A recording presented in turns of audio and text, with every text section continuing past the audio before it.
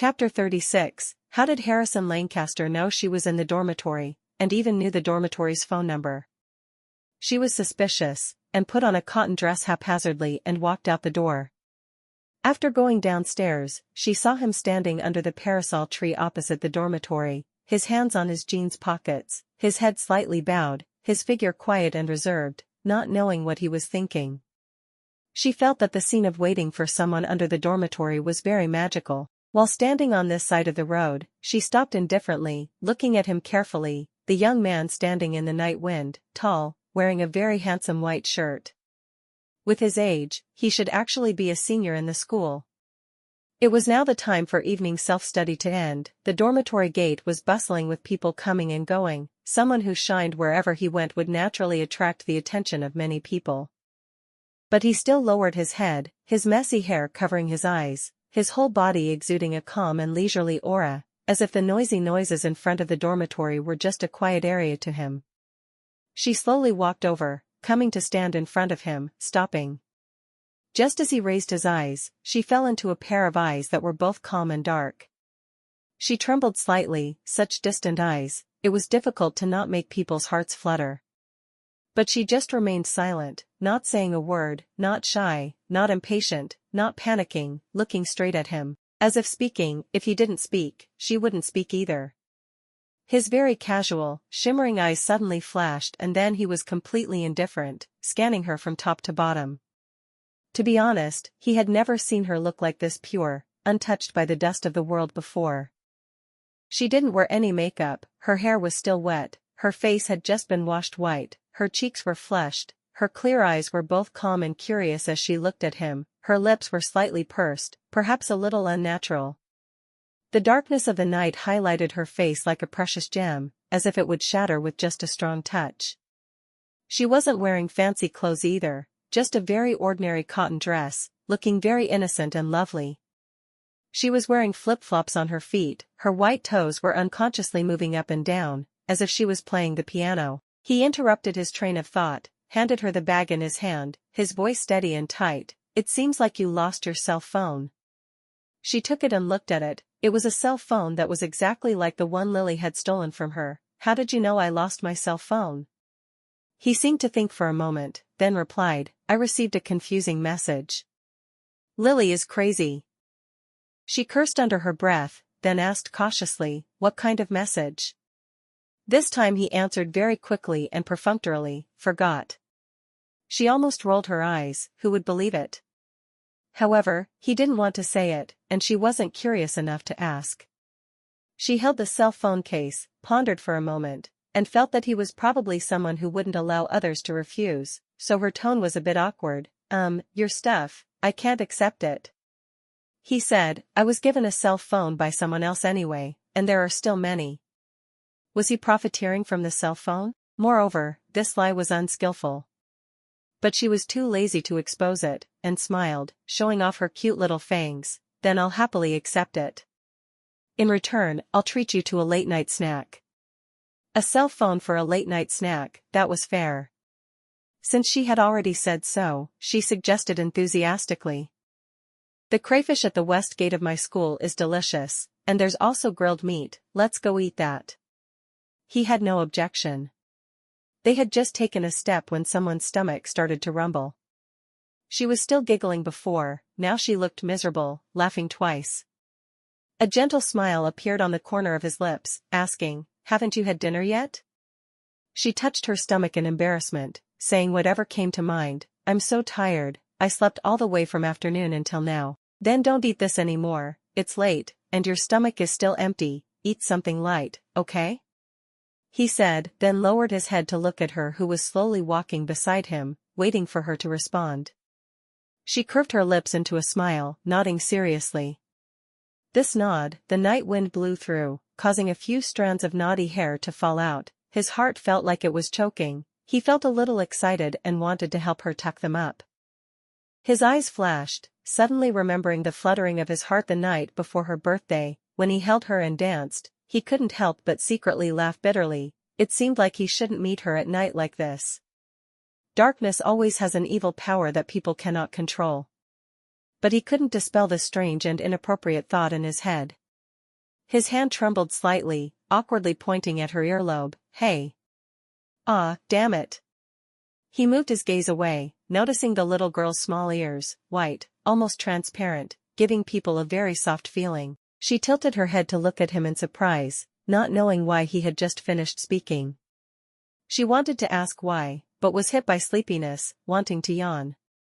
She used the back of her hand to cover her mouth, trying to control herself. After letting out a soft wah breath, there was still a thin layer of water in her eyes. She tilted her head again, somewhat blankly looking at him, waiting for him to continue.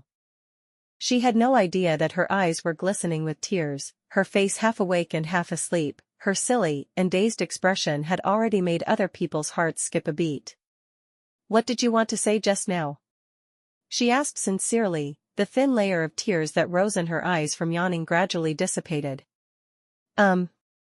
His mind was blank, he had completely forgotten, not knowing why his hand was floating in the air. He was stunned for a moment, then he remembered, "Your hair is messy." Ah.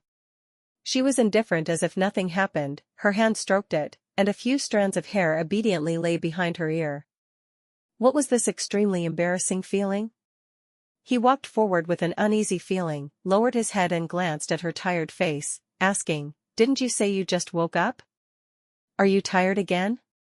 She rubbed her face awkwardly, and said softly, "I haven't slept much lately." He gave a vague yes sound, his voice fading into the night wind, and didn't say anything more. He led her to the porridge shop at the west gate of the university, seafood porridge, steamed pumpkin, dumplings, boiled vegetables, a whole table full of food. She was already hungry, and found it very appetizing, so she happily ate. He had never had the habit of eating late at night, and if he ate anything after 7 o'clock in the evening, his stomach would be upset. But seeing her eating so happily, he also felt like eating. He thought to himself, the way her eyes lit up when she saw food didn't seem to have changed, just like the first time he saw her, skinny and emaciated, staring at the leftovers on the table, her jet-black eyes shining like those of a hungry wolf. At that time, he looked at her, silently thinking, he whose parents had just passed away and she whose parents had abandoned her, who was more pitiful? When she was young, he had met her twice. Once, during the winter, he was a teenager sitting in the car, and happened to see a little girl hugging her notebook and lying on top of some torn boxes of the convenience store doing homework. The little girl was shivering, writing while breathing into her small, red palms. The convenience store owner opened the door and scolded her, "Lily Harper, you damn unlucky brat, don't sit right at the door and obstruct our business. Seeing your unlucky attitude, no customer would dare to come." The little girl retorted very eloquently, "This is public land." At that time, he somehow got out of the car, turned into the convenience store, bought a bunch of things, and when he left the door, he dropped a pair of gloves on the ground. He felt strangely comforted, but just as he was about to get in the car, a crisp voice rang out from behind him, "Hey, mister." He turned around and saw that the little girl had run towards him, her red hands holding a pair of gloves. "You dropped this thing." He frowned, "It's not mine." The little girl frowned suspiciously, very persistent, "It's yours, I saw it fall out of your pocket." "I told you it's not mine," he coldly threatened. The little girl trembled, fearfully took a step back, her black eyes warily looking at him. He made a face of displeasure, slamming the car door without any courtesy. Outside the car, the little girl frowned tightly, in her black eyes were incomprehensible suspicion, mixed with a bit of grievance. As the car rolled, he watched the small figure getting further and further away in the rearview mirror, thinking to himself, what a hateful little girl, it would be better if they didn't meet again. But the following summer, he met her again. On the busy street, she held a small box, chasing after passers-by to ask for money. Someone threw some coins into her box, she immediately smiled and nodded her head to thank them. Some people were annoyed and cursed her a few times, she also smiled and said sorry. That time, he quietly walked past, his steps stopped and slowed down and stopped, until a pair of small hands grabbed the hem of his shirt, his steps stopped completely. The voice behind him was not as heroic and logical as that cold winter night, but stammered, not knowing what to say. It was true, this was truly an embarrassing thing, hard to open his mouth. "Hey, can I have some money? He turned around, silently looked at her, his deep eyes darkened. Perhaps frightened by his cold, empty eyes, she trembled, let go of his shirt, carefully took a step back, but still looked straight into his eyes, not afraid, not avoiding. Perhaps she realized, this teenager was not much older than her. Asking for money from a peer, the humiliation deep in her heart instantly grew hundreds and thousands of times. Under the sunlight, her face was red, she silently lowered her head. But in her line of sight appeared a slender white hand, placing a red bill into her box. She raised her head in surprise, the teenager had already turned around and left. He still remembered, from then on, he never saw that little girl again.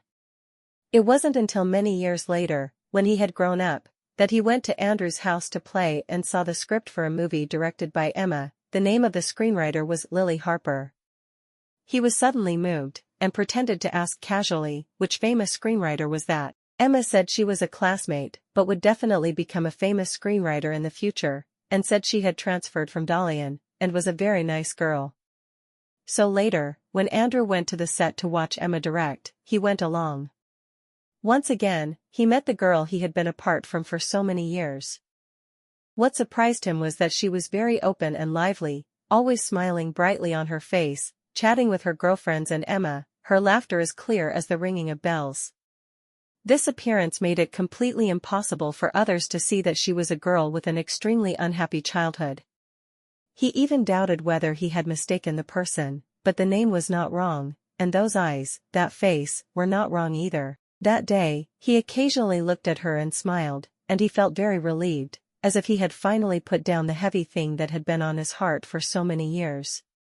Later, he heard about the Beaumont family's granddaughter being mistakenly held, and learned that her real name was Serafina Beaumont. But from then on, he had never seen her again.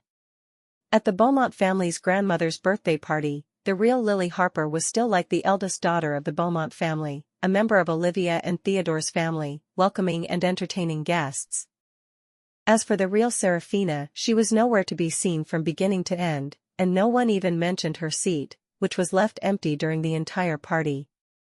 He didn't know, she was hiding in her room crying alone because of doubt and pain. But now, he probably guessed what happened. From the beginning to the end of the meal, his expression was still very calm, until she finished eating. He put down his chopsticks. She saw that he really didn't eat much, moreover, because she didn't eat any more, he put down his chopsticks, hurriedly asked, "Did I eat all your food?" He took a towel to wipe his hands, smiled, "No." She was startled for a moment, not knowing what was funny about her words. Then she felt, he smiled like this was really rare. The two of them walked back to school. At this time, on the way back to school were all couples.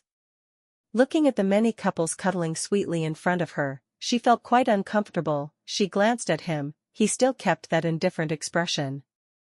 The night wind blew hard, making her hair fly in a mess. She used her hand to smooth her hair with great difficulty, her long hair even flew in front of his face a few times. At this moment, he lowered his head to look at her again. Looking at her hair being messed up by the wind, looking at her flustered, blushing and embarrassed, a smile flashed in his eyes like a bright star. She pouted, slightly irritated and complaining, "Summer wind, so annoying." He looked deep into her eyes. "Really?" His eyes were gentle, his lips slightly curved. "I think it's quite nice." She frowned. "What's so nice about it?" He looked at her for a long time, then looked forward, taking a deep breath of the fresh night air. "Yes, the night wind like this, it's great."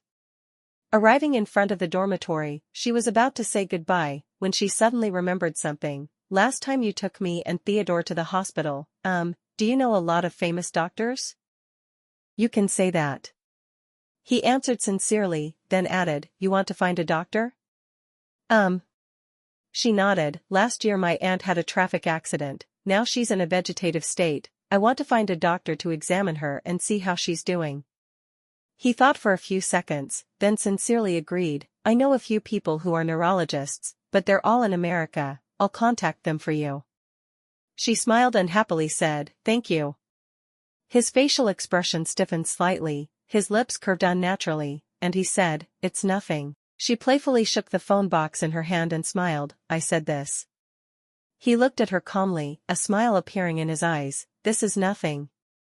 It's late, go up." She waved goodbye to him, turned around and ran upstairs to the dormitory. Pushing open the dormitory door, she saw Vivian sitting at the desk opposite her, her face pale, no longer gentle and kind as before, nor any emotion, but an unprecedented coldness.